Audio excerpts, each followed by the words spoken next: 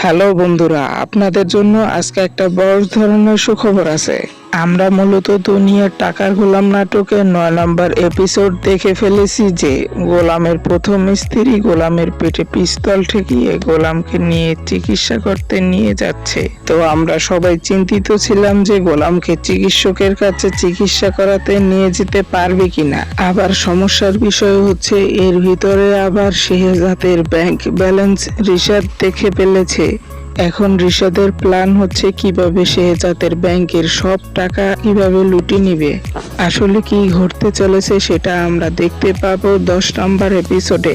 এখন আপনাদের জন্য যে একটা বড় সুখবর আছে সেটা জানার আগে আপনারা যারা আমার চ্যানেলে নতুন আছেন তারা আমার চ্যানেলটি সাবস্ক্রাইব করে পাশে থাকা বেল আইকনটি বাজিয়ে দিন, যাতে করে দুনিয়া টাকার গোলাম নাটকের নতুন কোনো আপডেট পেলে অথবা কোন সময়ে এটা আপলোড করা হবে সেটা আপনাদেরকে সবার আগে জানিয়ে দিতে পারি।